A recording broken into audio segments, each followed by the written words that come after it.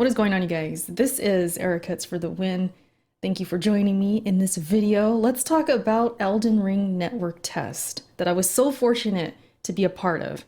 Thanks again to Sin Vendetta, the great Sin Vendetta, for giving me a code, hooking me up, because From Software and Bandai did not.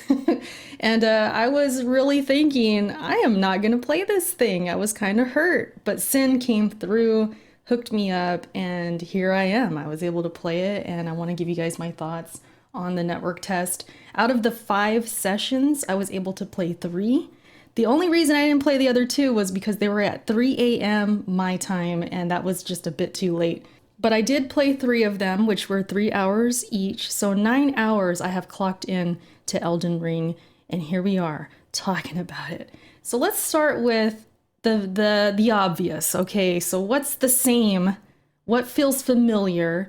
You could see it probably as you're watching the gameplay. When it comes to healing, you have your flasks formula, which is very familiar. You can distribute through your flasks. So if you want 2 magic, 2 health, you can do that. Or you can have all 4 health, which is what I did. You have your save when it comes to, sitting at a bonfire, which is called grace in this game.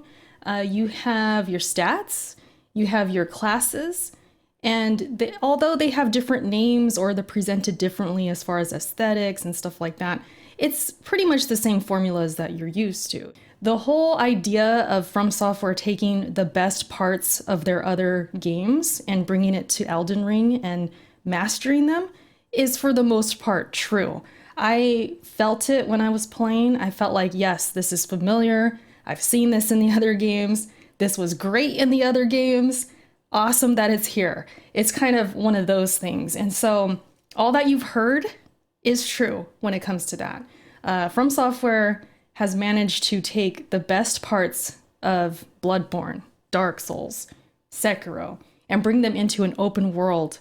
And it's pretty awesome. I gotta say, I really enjoyed my time just going through the open world, exploring a bit, and just took my time to really get a sense of that atmosphere, that open world feeling. And I felt that pretty upfront. I say it on my playthrough, which I did record the first hour. If you guys have not seen it yet, I broke it up into 2 parts, about a half hour each.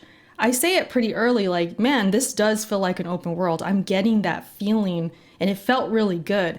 I'm typically a fan of open worlds, and if they're really good, I can get so lost in them, in the way of like exploring and just really taking it in on how, big the world is, how full of items and full of enemies and full of NPCs and stories and all of that. Not to where it's overwhelming, right? I don't want an Assassin's Creed type of situation, but if I can really explore like a Breath of the Wild type situation, I like that.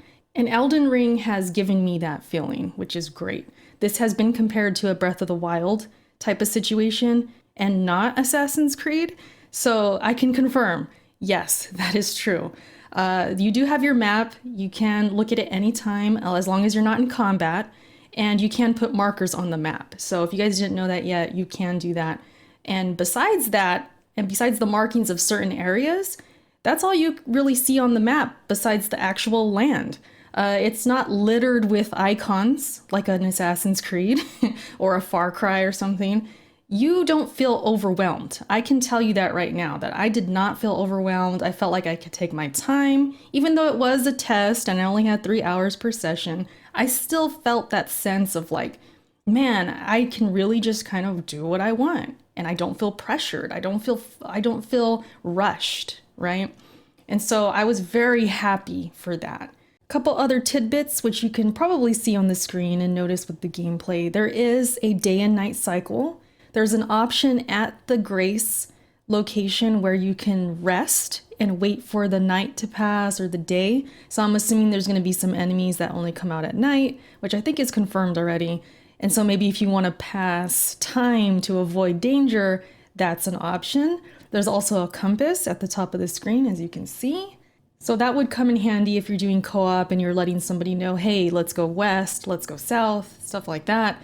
And then you also have this stream of guidance that comes from the grace locations where you sit down to heal or save, letting you know which way to go. So if you have a mark on the map, you put a mark down, this will help you kind of track to go that way.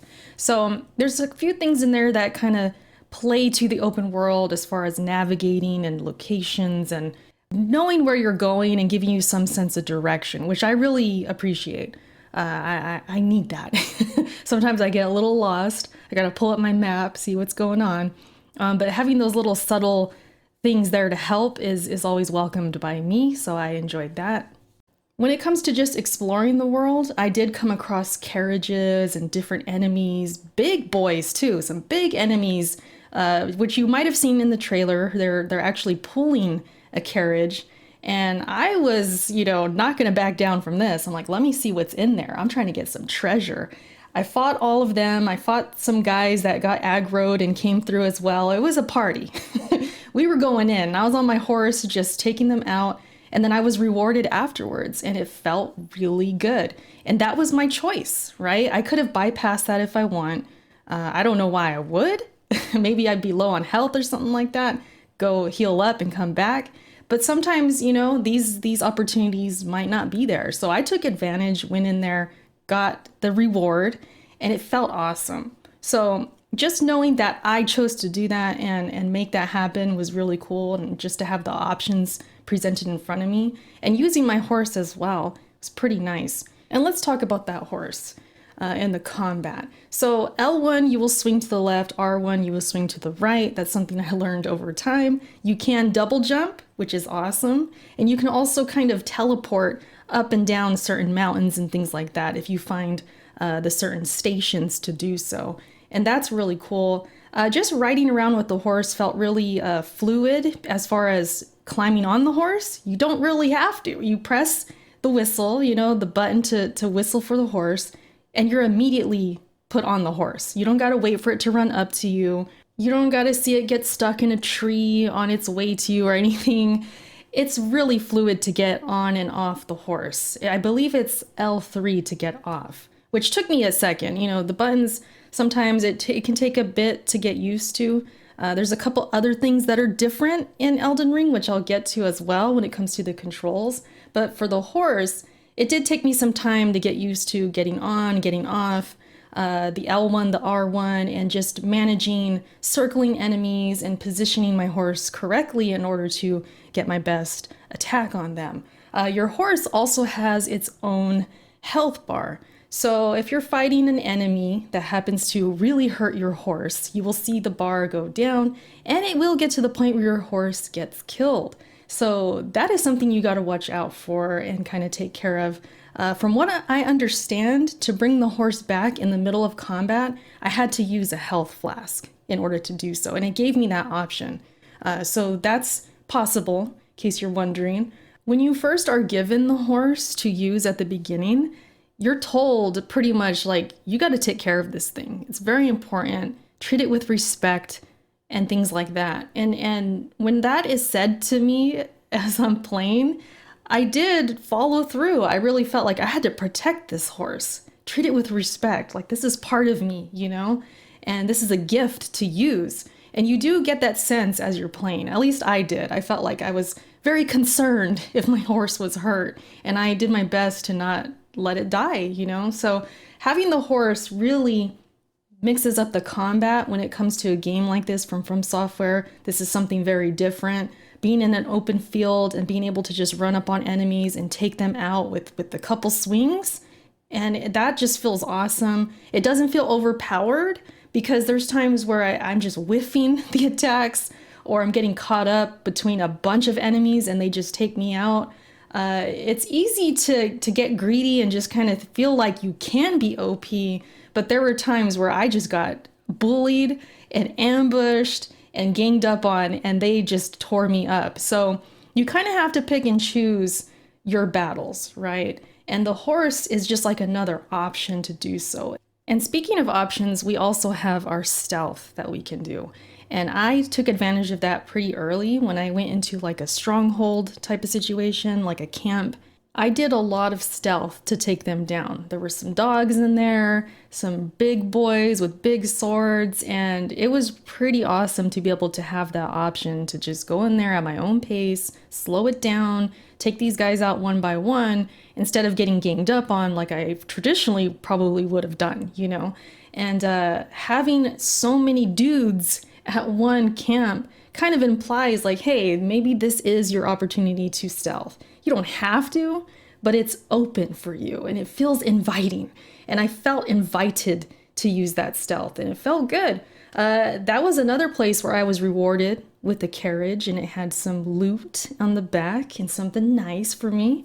After taking out all those guys, I got my reward and it felt good. Of course, when you sit down at the grace and you respawn and all of that, you get your health back, the enemies themselves will respawn as well. When it comes to actual combat, you have familiar things like the parry, you have backstabs, there's even visceral attacks that can be done on bigger enemies. That happened once for my playthrough. And then, you have of course, your shield, your sword. You can block, you can circle around enemies, you can lock on. There's a lock on button again. You can run, you can jump now. Yeah, you got your jump button, which is good for traversing, of course. I have to actually consciously think about it. When I was playing, I was thinking like, oh yeah, I could jump. Because when I was trying to get up certain hills or certain mountains and stuff like that, I had to really think and remind myself like, Erica, you know you can jump, right? And so, yeah, I was doing that. As far as combat, though, because somebody did ask me this during my stream, like, oh, do you use the jump for your combat? I personally didn't. I know Luca did. I saw her do it when we were doing co-op. She kind of jumped and would like attack an enemy. I haven't really done that unless I've been on the horse. I'm like jumping to avoid and stuff because that double jump is pretty nice with the horse. But as far as my character, I have not really been jumping in combat. I've been working it very traditional, or I'm saying it like it's still going. It's over. I worked it like it was traditional. I would lock on. I would circle around, try and get that backstab. I would creep up on them like it's, Sekiro vibes. And I would just work it the way I typically would in another Souls game. Another thing that is new and different is that some enemies, if they're glowing red, and you kill them, they actually reward you with a flask or two, which is really nice. Comes in handy. And I noticed when it was in need of health, it tended to happen a bit more. It could just be a coincidence, could just have happened on the fly, but it did come in very handy for me more than a few times. I remember thinking like, damn, I'm about to die. I'd kill the guy and get rewarded some flasks. So that was really nice. And the enemies, with it being open world, I paid attention to their behavior. They pace a lot. They're scouting and watching the area. They have their little formations where they're watching certain places, and it's easy to avoid them. The dogs, I sometimes saw them following an enemy, of course, like accompanying them. And I did test it to where I killed an enemy and waited and watched the dog and the guy that was next to him find the body. I was like, let me test this. I was doing a lot of testing because it's a test, right? And the dog kind of stood there and looked at it, but he didn't really respond too well. So even though I feel like they are behaving a little bit smart at times, there's other times where they're kind of stupid and they don't really see what I just did. There's like dead bodies everywhere and they don't get alerted or aggroed super fast. There are guys that are snitches and they have horns, and if you happen to alert them, they will blow the horn, alerting everyone. So of course the trick is kill them first, then worry about the rest. That's kind of how I played it. But yeah, there's little things like that where you have this strategy that maybe you have to formulate and come up with because you got a guy with a horn, or you got guys with dogs, or you have a dude who's bigger than the rest and he's going to have more health. And he's kind of the captain of that area, or it's implied. I'm just guessing, but he's like the main dude you got to worry about. So, of course, you want to maybe take out the minions, the smaller guys first, take out the dogs, the guy with the horn, then worry about big boy. That's kind of what I did. And it was pretty cool. It was pretty fun working it like that. And the horse, of course, mixes things up. Once you get that, that's kind of your bailout. I did that a lot. I would just jump on the horse if I was in trouble, get out, reset, come back. And sometimes they do chase you down. I did test that as well. I wanted to see how long they would be aggroed before forgetting about me, so to speak. And some of them did not forget, man. They were on my ass and they just kept chasing me. So it was pretty interesting to experience all that in an open world to where I can just flee at any time and then see what I'm coming back to. There's also a couple differences that I noticed when it comes to two-handing your weapon, for example. Different. Before, we would just hit triangle or Y on our controller. Now you have to hold that and then press R1 to go two-handed. So that was something I had to figure out because I was like, why can't I go two-handed? So if you look at my early gameplay, it's really just me swinging my sword with one arm and then having the shield on the other, or maybe even not having it and still swinging with one arm. So I didn't know yet. And then over time, I realized like, oh, this is how you two-hand the weapon. So it's a bit different there. And when it comes to the weapons, you can do this thing called the Ashes of War. So you're basically putting some magic on your sword, which is really awesome. I'm sure you've seen it in the trailers, some of the attacks that you can do. There's things like lightning, just huge power moves that you can do, which look amazing. I used one of them during my boss fight. If you haven't seen it yet, I have a boss fight video that's on here. Margit, I think is his name. I always forget it. I have to think about it. But yeah, him, I was using a certain move to take out a lot of his health, which was nice. It wasn't overpowered, but man, it was nice. So I have been loving the Ashes of War. Of course, it depends on the weapon you're using. For example, the basic broadsword that I started with can do more of the Ashes of War as I picked them up. They're pickups, by the way. They're rewards and stuff that you can find through the world. That one, that specific sword, I had more options. And then when I found a great sword, I only had the one option on that. So it's going to depend on, you know, the swords that you find, the weapons that you're using and stuff, the class that you are. If you start off with the magic class, you're going to have spells and stuff like that. That's going to be more readily available as far as your stats and things like that. And these are available for you at your grace locations. So when you sit down to heal or save, you can go through your options and your menus to equip your weapons, to equip your Ashes of War and switch them out if you like. And then, of course, your spells and stuff like that. As far as Blacksmith and where that's at, I have not actually found a blacksmith when I played, but you can go to a specific location where you can level up your weapons. So you don't necessarily have to find a blacksmith. There's locations throughout the map where you can do minimal, and I say that generously because it's not super minimal. I mean, you'd have to have a lot of souls, which are called runes in this game, to have to go beyond this, but it does give you a max of leveling up 3 times. So if you have the runes, you got the materials, you could do up to 3 times at these locations, but if you want to do anything further in one shot, you're going to have to go to a blacksmith. So that's from my understanding. And so to have these options is pretty nice. For an open world, it makes sense, and I think it fits really well. I feel like it adds to that freedom of being able to go where I want and not be penalized for something or feel like, man, I got to go all the way back over here.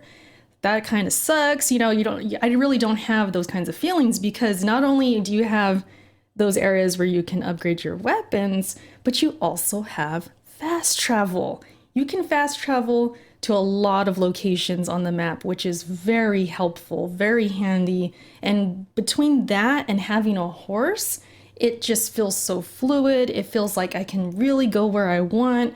I'm not stagnant or forced to walk somewhere unless the horse, you know, got hurt and you're not using him, or you're in co-op, which we got to talk about co-op. You cannot use your horse during co-op, which is kind of rough, especially if you're trying to fight specific bosses where it would be handy to have a horse. Me and Luca went through that. Shout out to Luca. We did a co-op session, and I do want to mention it because you guys are probably wondering, how is co-op? Does it work? It worked. Luca and I, we did have a good time. We did have minimal problems. It was just a matter of like, okay, let's get the password right. Let's use the right item. Mostly it was me not having the right item or something like that, me streaming and not really paying attention.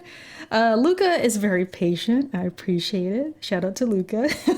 But yeah, I would put down the sign or she would put down a sign and then we'd have to use an item to see the sign if they're coming into our world as a helper or whatever. And it worked pretty good for the most part. The only thing that was a bit of a disappointment was, okay, the horse, yeah, we can't use the horse, but also there were certain caves that Luca wanted me to help her with, and it would not let me go through. I don't know if it's just for the network test, because it did pop up a message of like, oh, this is not doable, you cannot assist in this area, which was disappointing because I wanted to see the boss that she was fighting and also help, but then also make sure like, hey, we can go everywhere together, right? That's what it was marketed as. So to not be able to really do that was kind of a disappointment. We'll see with the final release. I'm sure, it's going to open up more and things will make more sense then. With it being a network test, we kind of just went with the flow, like, okay, this doesn't work. All right, fine. We'll just stay in the open world. We fought a dragon together, and that didn't go so well because, again, it would have been nice to have a horse, but we had fun. And as far as connection goes, we stayed connected. I didn't have any crashes or anything like that, and it looked good. Frame-wise, I didn't see Lucas skipping around or nothing like that. It was good. I felt like it was good connection and everything. By the way, I haven't even said this. I was on the Xbox Series S for the network test, in case you guys were wondering. I'll probably put it in the description. But yeah, as far as anything else goes, we did try to share items, and I think Luca did drop something for me, and I was able to pick it up. It was a fruit. But as far as armor and all of that, I'm not positive if we could do that. But when it came to materials, Luca was able to drop something and then have me pick it up. So in case you're wondering about that, what else? What else could we talk about, man? There's so much to talk about with this. I'm sure I'm forgetting so many things. It's awesome, man. You guys are going to be very happy.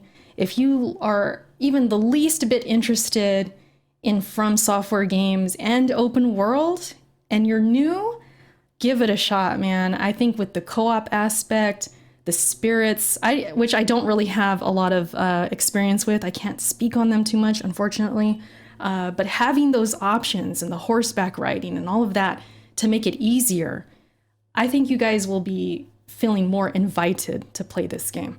And if you're a From Software fan, no question, you guys are going to be very happy. Very, very happy. I'm happy. So if that makes you happy to know that, then by all means, man, I am very happy and I cannot wait to play the full game. By the end of the network testing periods, I felt like I was good. I felt like I was ready for the test to be done, but I was so ready to hop into the main game. With things being cut off in the world, we couldn't really go everywhere we wanted because obviously it's a network test. And then with the co-op stuff, us not being able to go into the caves together and all that, I'm like, dude, I want the main game now because I just feel so teased a little bit, but in a good way. It's like, I am glad that we are cut off from certain things because it just makes me thirsty for it later, My anticipation just grew even more. So if that's something you guys wanted to hear from me, you wanted to hear my opinions, I hope you enjoyed this video. Again, thank you to Sin Vendetta for giving me this opportunity. I had a blast, and I hope I did it justice in this video. If you have any other questions, let me know in the comment section. Other than that, man, thank you so much for watching. Hit the like button, subscribe if you're new, and I will catch you guys in my next video. Bye.